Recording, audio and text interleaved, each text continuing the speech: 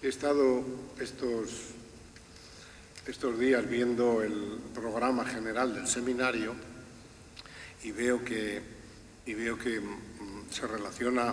se trata de relacionar la ética con el derecho, con la economía, con la política, con los medios de comunicación, con la sociedad. Y cuando lo he visto, se me ha suscitado una pequeña paradoja que trataré de algún modo de resolver delante de ustedes. La paradoja es la siguiente. Mientras que cuando hablamos de ética y economía, o de ética y política, o de ética y medios de comunicación, el punto de vista siempre suele ser el de acercar de algún modo la ética a la economía, es decir, que los agentes económicos se comporten moralmente, éticamente. Incluso hay una disciplina de la ética aplicada que se llama ética de los negocios. Les confieso que yo no creo nada en ella, pero la hay. Cuando hablamos, fíjense ustedes, de un clásico, la relación entre ética y política, siempre, digamos, lo que está detrás de ello, el trasfondo del planteamiento es acercar la ética a la política, que los políticos se comporten éticamente y que las actividades políticas no abandonen los cánones, las pautas de la ética. No digamos con los medios de comunicación y sus miembros, que suelen ser gentes que no visitan demasiado el domicilio de la ética, e incluso hay chistes al respecto. Es decir, todos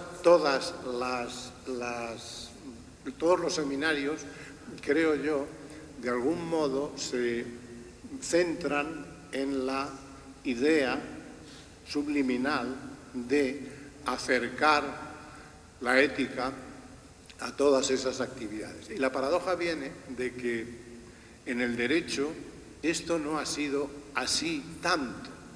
Es verdad que existe, y lo acaba de reproducir muy bien el profesor de Páramo, diciéndonos que en realidad la idea de justicia está siempre alrededor del derecho, pero sin embargo ha habido un denso debate de 2 siglos ya sobre la idea de separar la ética del derecho. Ha habido una discusión constante que tenía como leitmotiv la idea de separar la ética o la moral, que yo utilizo indistintamente, yo no sé si la ética y la moral, separarlo del derecho, de lo que era el derecho y de lo que eran las actividades jurídicas.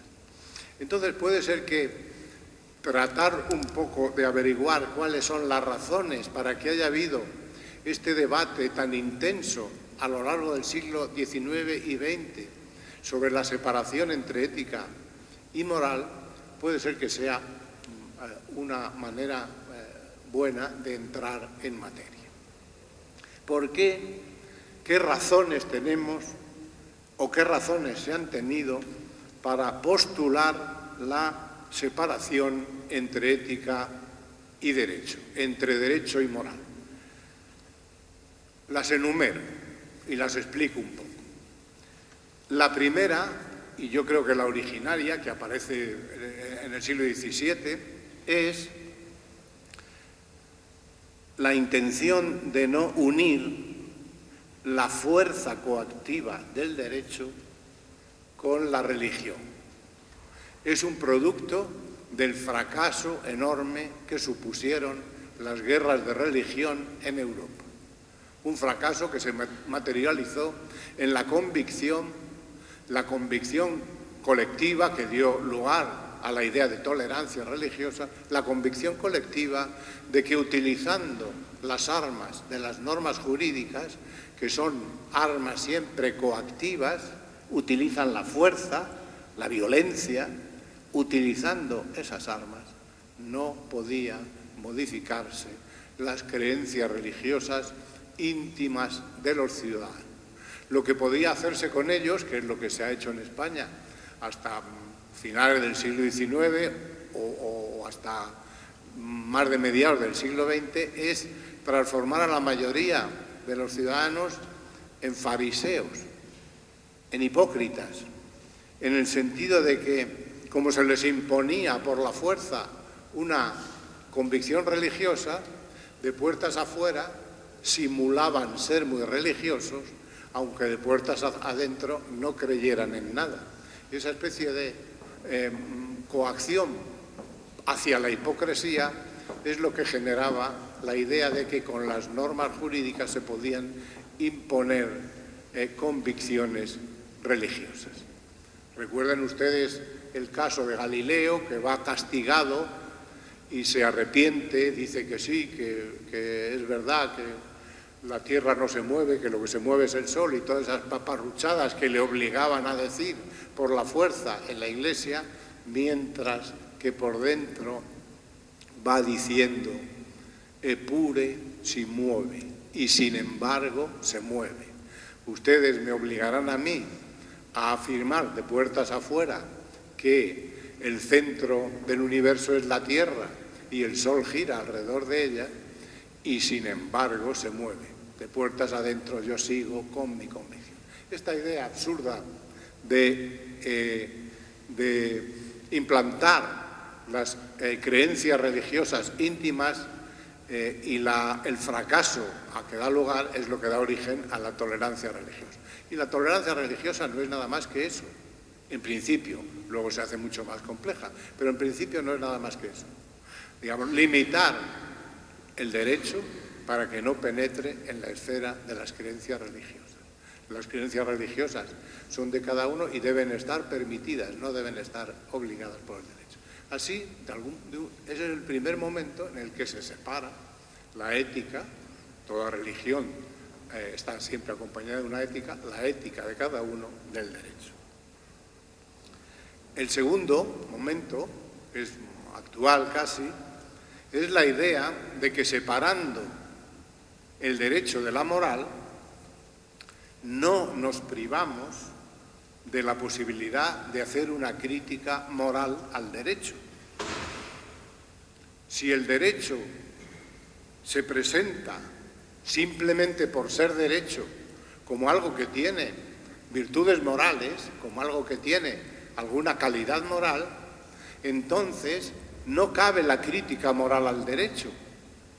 En tanto en que una ley sale y es vigente, está acompañada siempre, tiene un pequeño sabor, un pequeño olorcillo moral, está de algún modo justificado. Y esto, como ustedes saben, es falso, porque hay muchas leyes que son injustas y muchas decisiones que son disparatadas.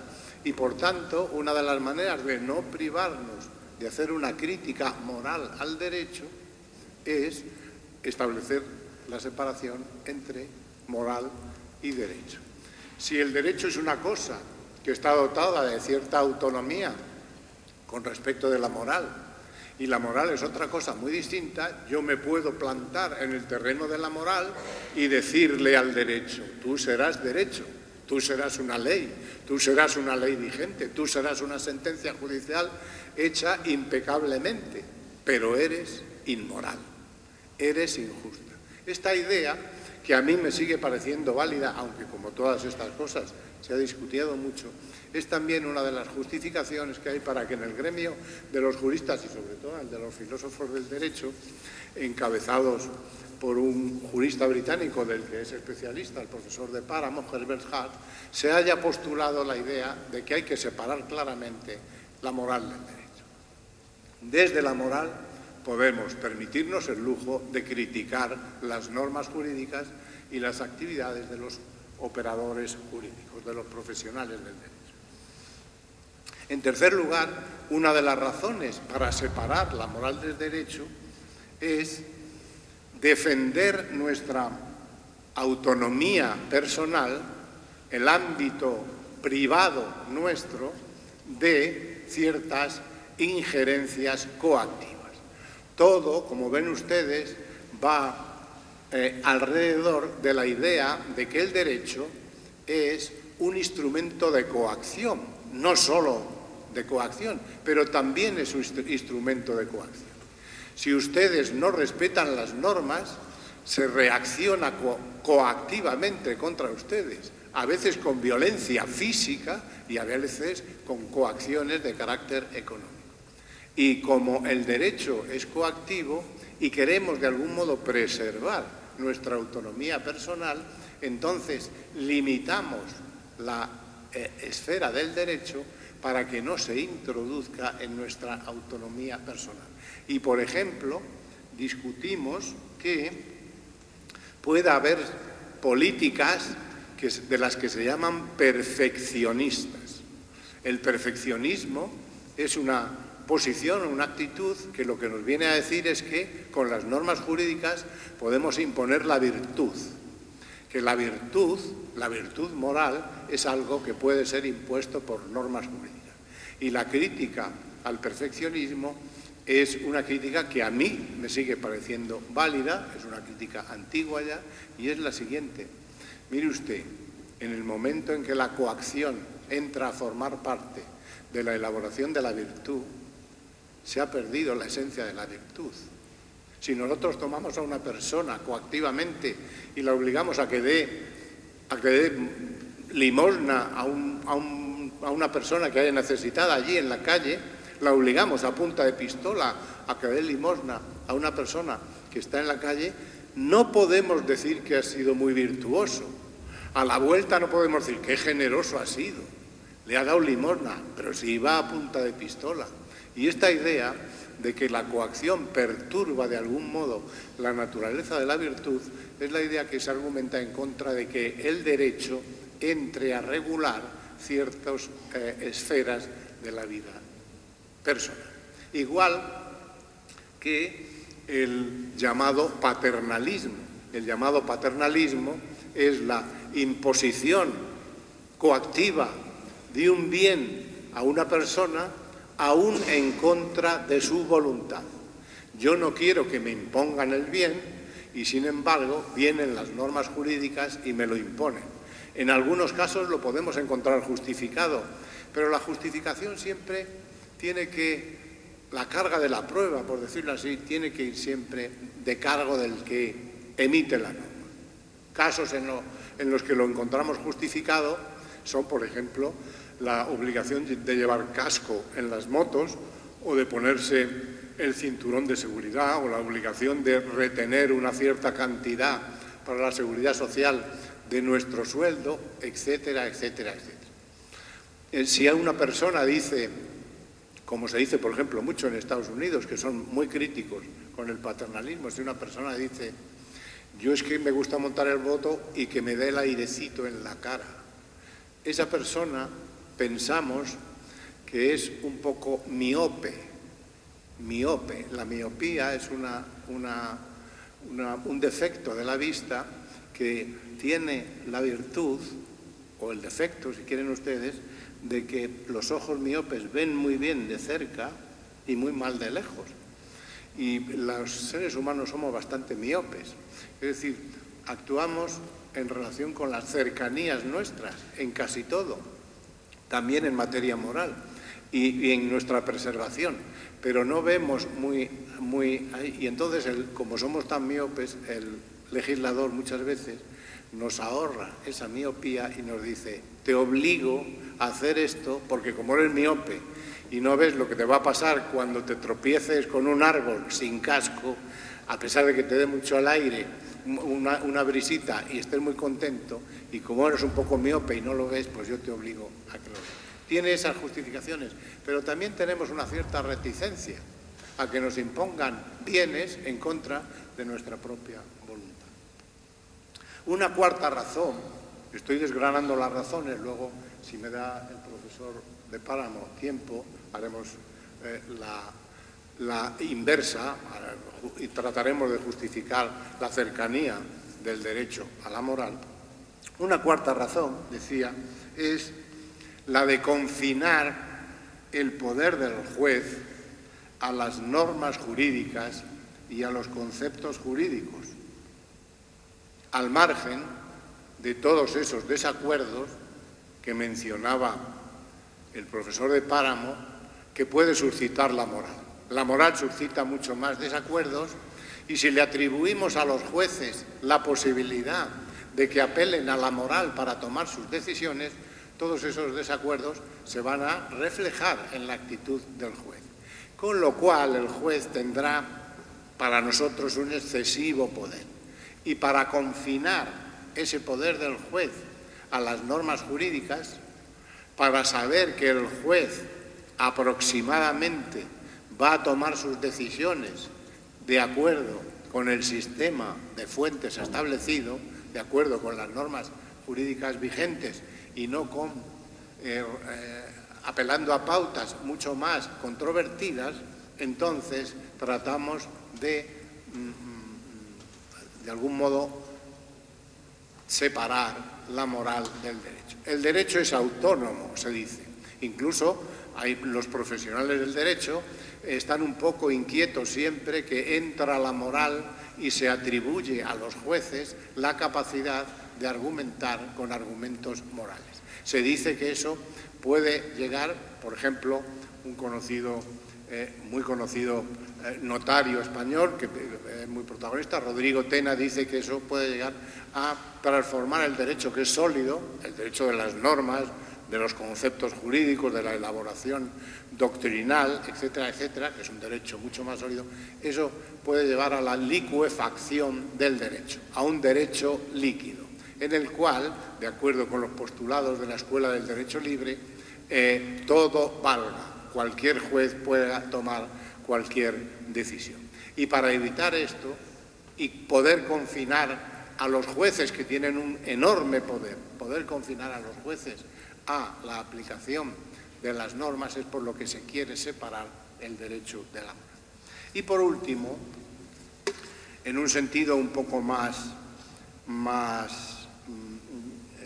científico, si quieren ustedes, de filosofía o de ciencia del derecho, la separación entre derecho y moral nos lleva, o nos debería de llevar, a distinguir en el plano de la ciencia, en el plano del conocimiento científico, el derecho que es del derecho que debe ser. El derecho es un fenómeno social y los científicos que se aproximan a ese fenómeno social deben aproximarse al derecho que es, deben darnos cuenta del derecho tal y como es y no del derecho como debe ser o como pensamos que deba ser. Y para eso, se dice, es muy útil postular la separación entre derecho y moral, porque si no se introducen ingredientes de la moral en el derecho, podemos dar cuenta perfectamente de cómo funcionan los tribunales, las mayorías parlamentarias, la ejecución y la aplicación de las normas, en la realidad cómo funcionan y no cómo deben funcionar. Una actitud científica, que es una actitud científica que se impone a principios del siglo pasado, a principios del siglo XX, que es lo que se llama la actitud libre de valoraciones. Debemos de hacer una ciencia del derecho, debemos acercarnos al derecho como si prescindiendo, como si hubiéramos prescindido de nuestras convicciones morales, y ver el derecho tal y como es y reflejar el derecho como es. Debemos utilizar, digamos, la idea del espejo, poner un espejo delante de la realidad jurídica para que se refleje en ella y nuestra idea sea la de hacer una ciencia moderna del derecho. Se dice, pasen ustedes, que hay sitio por delante, venga, pasen, anímense, que aquí no amenazamos, no cobramos más ni nada.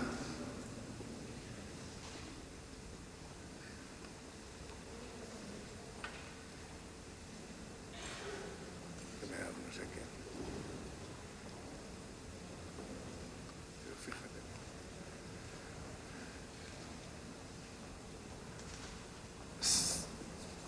Venga. A este lado también. El instinto legal.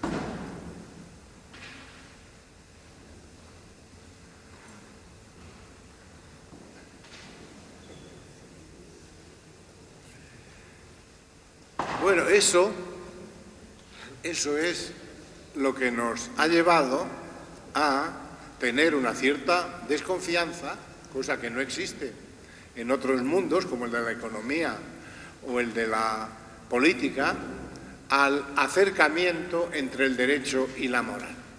Pero claro, si, digamos, desviamos el tiro y no limitamos esa desconfianza, puede ser que tengamos que pagar una serie de precios que no deberíamos pagar. Porque deberíamos decir que, naturalmente, el derecho no debe inmiscuirse en mis convicciones religiosas, no debe inmiscuirse en mi autonomía, no debe violentarme y pretender que sea virtuoso a base de palo o de zanahoria, que da igual, y esas cosas no las debe hacer el derecho. Pero entonces, ¿cuál es el problema que nos deja una separación absoluta entre la moral y el derecho, entre la ética y el derecho? Si exageramos esas razones, que a mí me parecen razones sólidas, nos podemos enfrentar a un problema. Y el problema, el precio que tenemos que pagar por esa separación, puede ser, como decían muchos autores que estaban en contra de esta separación, puede ser que llamemos derecho a cualquier cosa. Y de algún modo se piensa que la palabra derecho lleva en sí, de algún modo, una especie de legitimación interna. Yo no creo en eso, pero ese es el argumento. El argumento de separar el derecho de la moral es que acabamos llamando derecho a cualquier cosa. Podemos llamar derecho incluso al régimen de normas coactivas que impuso Hitler, al Holocausto y todas esas cosas. Y en torno a eso ha sido cuando se ha dado una gran discusión sobre la separación o no separación entre la ética y el derecho. Pero en todo caso, lo que nos aboca este tipo de reflexión es a dos o tres cosas que son un poco, o pueden ser un poco preocupantes, y que sin embargo los juristas, que tanto se preocupan de algún modo por que no se acerque la moral al derecho, para que el derecho sea una cosa más delimitada y precisa, sin embargo no aceptan también, en primer lugar, que el derecho, el sistema de normas jurídicas que sale de los parlamentos, el sistema de sentencias que sale del Poder Judicial, etcétera, etcétera, no está justificado moralmente. Es una pieza que no tiene ninguna justificación moral previa. Tendrá una justificación jurídica, si la tiene. En el caso de los jueces, si se apoyan en las normas vigentes, pero en el caso de los legisladores, no. Es decir, que el derecho no está justificado en sí mismo. Necesitamos aportarle una justificación. Y no está justificado quiere decir que unas veces es justo y otras no es justo. Y no porque sea derecho tiene que ser siempre justo, ni siempre injusto. Pero el canon, la pauta para justificarlo, es una pauta externa al derecho, que es una pauta moral, que se llama la justicia. Como consecuencia de eso, y esto es muy importante, tiene mucha trascendencia, el derecho no tiene por qué ser obedecido. Casi todos nuestros colegas, que no son filósofos del derecho, piensan que el derecho debe ser obedecido, pero eso es falso. ¿Por qué? ¿Simplemente porque sea derecho? No, puede ser derecho injusto y debe ser obedecido el derecho injusto. Yo creo que no, debe ser obedecido el derecho injusto. Esto, evidentemente, se lo transmito casi como una especie de incitación a los problemas y las preguntas, pero la idea es que simplemente porque el derecho esté acompañado de la acción, nosotros no tenemos que tener una sumisión a él. Tenemos que tener, si acaso, lo que se llama una sumisión propter iram, por la fuerza del derecho, por la coacción, por la violencia del derecho, pero no una sumisión propter consciencia, no una sumisión porque nosotros estemos convencidos de eso.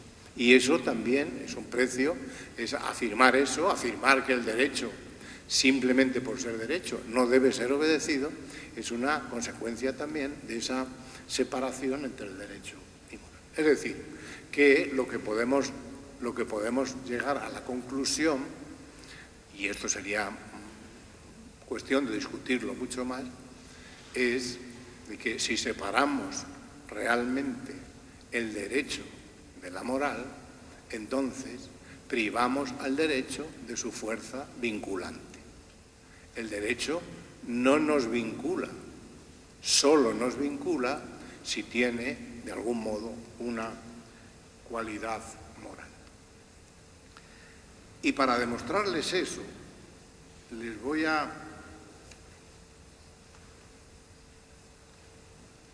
poner de manifiesto algunos datos sobre el derecho como conjunto de normas autónomo y que está al margen de la moral.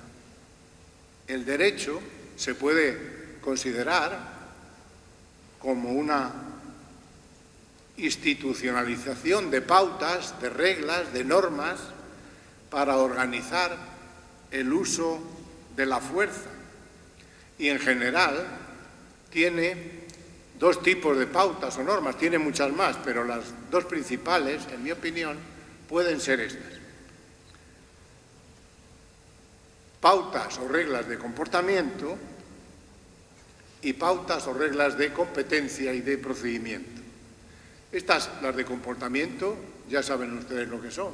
Nos dicen qué es lo que debemos hacer y qué es lo que no debemos hacer, qué es lo que está permitido y qué es lo que está prohibido, etc.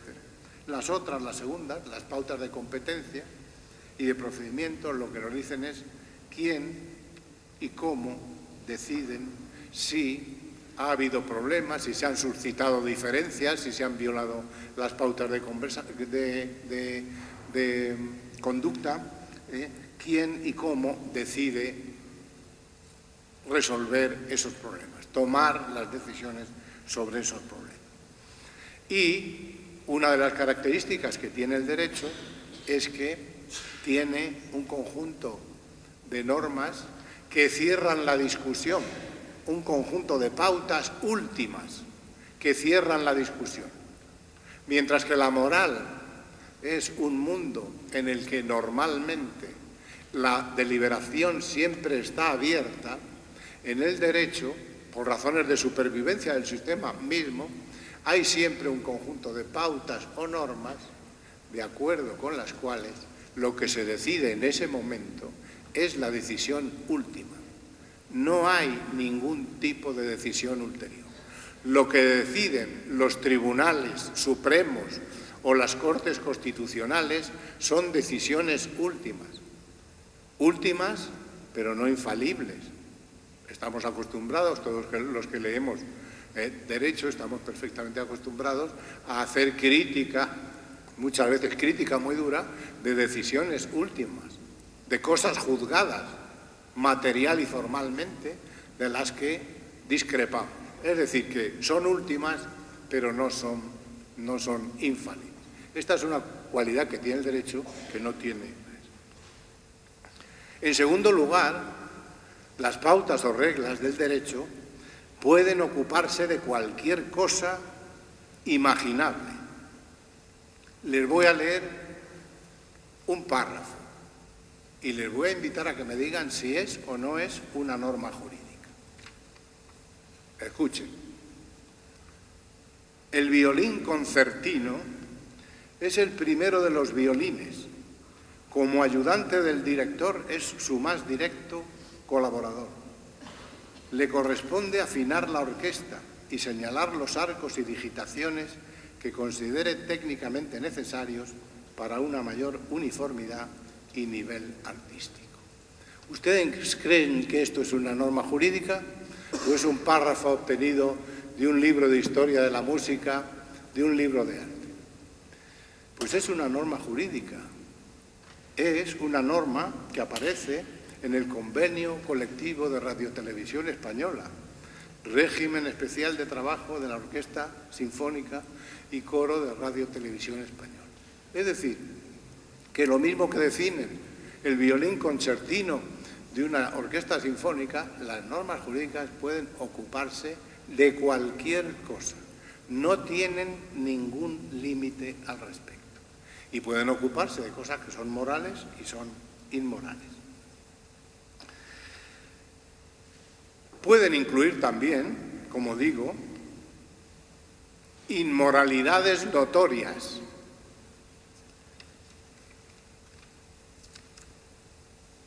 No se lo leo, se lo explico simplemente.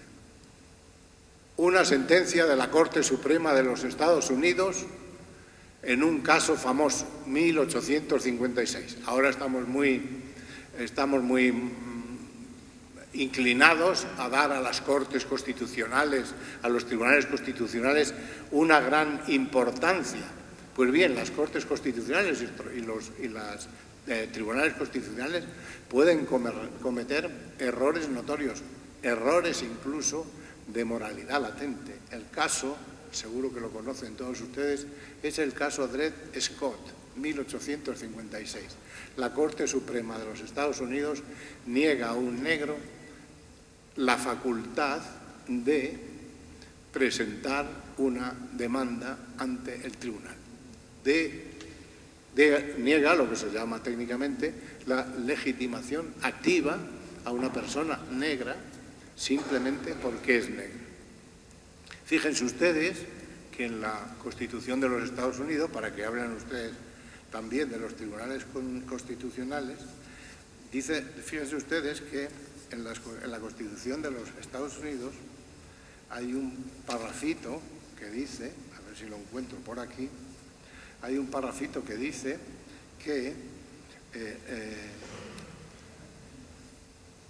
nosotros, los miembros de los Estados Unidos, creemos que todos los hombres han nacido libres e iguales en derecho. Y luego pasa a afirmar que los negros no. Fíjense ustedes qué aplicación tiene de la teoría de la doctrina constitucional en 1856 la Corte Suprema en el caso Dred Scott.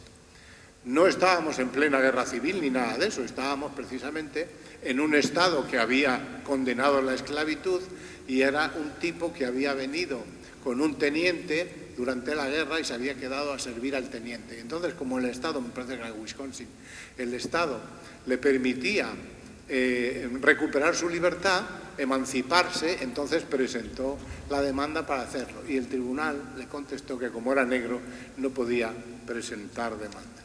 Un caso claro de inmoralidad. Y luego está la idea de que, en realidad, la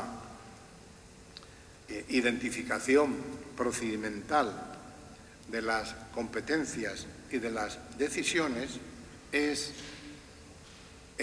algo típico del derecho y no es típico de la moral.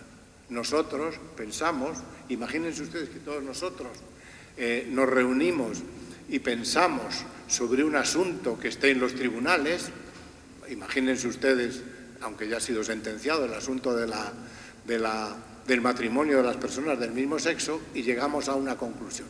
Como generalmente somos más sabios y más reflexivos que los miembros de los tribunales, seguramente nuestra reflexión será mejor desde el punto de vista moral, jurídico, etcétera, etcétera. Pero tiene una diferencia muy grande con la reflexión del Tribunal Constitucional o del Tribunal Supremo, y es que la del Tribunal Constitucional y el Tribunal Supremo constituyen sentencias, es decir, normas, pautas jurídicas, y la nuestra no constituye una pauta jurídica. Es decir, las normas del derecho son normas que se identifican procedimentalmente si han sido emanadas de procedimientos formalmente correctos. Bien,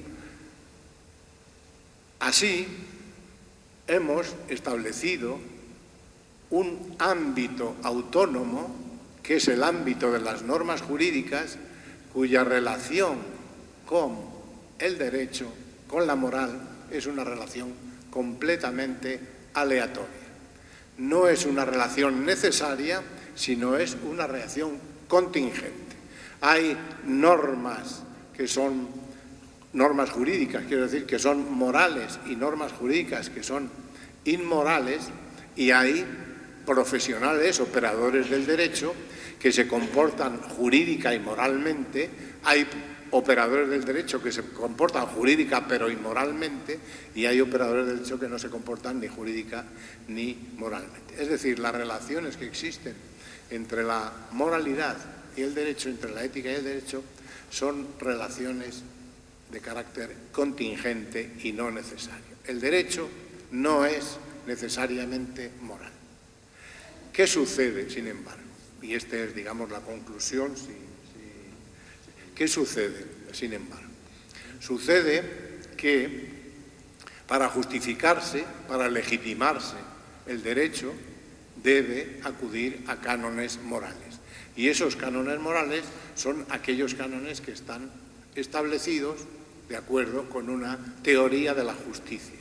Una teoría de la justicia que se impone sobre el contenido de las normas jurídicas y de las decisiones de los profesionales del derecho, de los funcionarios y de los jueces, se impone sobre ellos y dicta cómo no son, sino cómo deben ser las normas del derecho. Y eso es, en realidad, la conexión que no es que exista necesariamente, sino la conexión que debe existir entre la moral y el derecho. Que la moral, en el aspecto aquel de teoría de la justicia, ámbito de la justicia, tanto justicia conmutativa como justicia distributiva, debe inspirar el derecho. El acercamiento de la ética se produce en el mundo del derecho de una manera particularmente distinta, piénsenlo siempre ustedes, porque el derecho actúa con procedimientos formales y no materiales y utilizando la coacción. Y esas dos cosas pueden establecer a las actividades del derecho unos límites muy especiales, unos límites que le impidan rebasar algunas líneas rojas de carácter moral.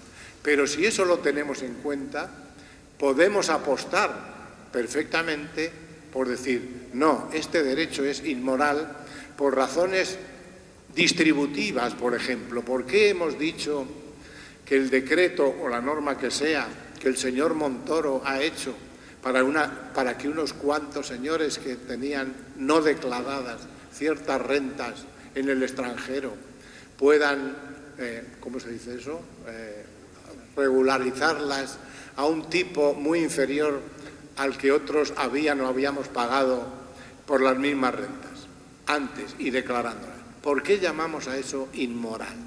Lo llamamos porque viola todos los cánones de la justicia distributiva.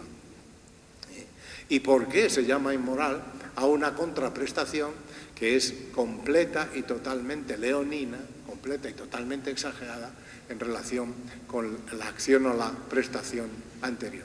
Pues porque viola realmente los cánones de la justicia retributiva o reciprocativa, como se dice a veces.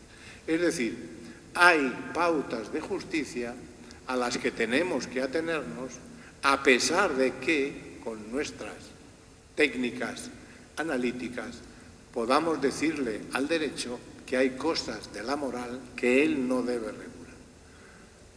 Cuando el derecho utiliza la fuerza, la debe utilizar no para invadir nuestro mundo moral, no para imponernos la virtud, sino para realizar la justicia conmutativa y distributiva, que siempre está, y eso lo ha dicho muy bien el profesor de Páramo, siempre está, digamos, permeando, sobrevolando las normas de la Constitución. En la Constitución se habla de esas justicias distributivas y conmutativas con mucha frecuencia, aunque no se mencionen así las palabras. Yo creo que, al margen de que después podamos hablar o debatir, yo creo que es suficiente con esto. Muy bien, muchas gracias.